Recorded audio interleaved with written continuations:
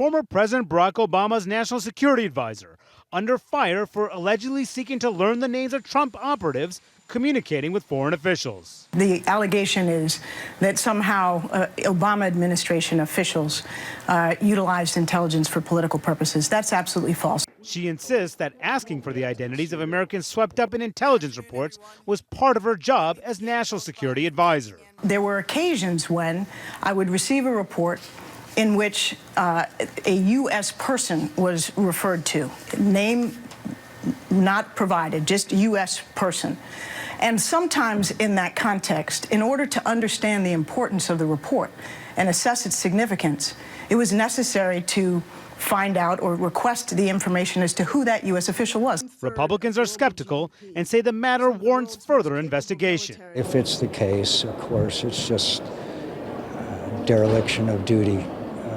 There's certain protocols that that person is very aware of, and if it's true, but first of all, we have to have factual evidence. And the chairman of the Senate Intelligence Committee is not ruling out asking Rice to testify. If there's intelligence that leads to her, she'll be part of our review. Democrats say there's nothing unusual about the unmasking of individuals in intelligence reports and say the White House is seizing on Rice's alleged role to distract from the larger Russia investigation and to provide cover for the president's unsubstantiated tweets that Obama ordered wiretaps on Trump Tower. I haven't seen anything that indicates that there was some effort to surveil or wiretap candidate Trump and his team. There's nothing to justify the tweets that he sent out.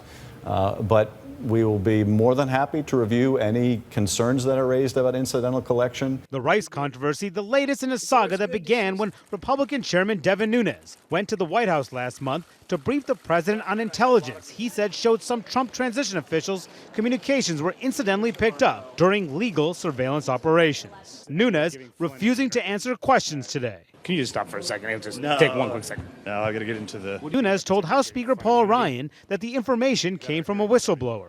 But it was later revealed at least 2 White House officials were reportedly involved in letting Nunes access the information.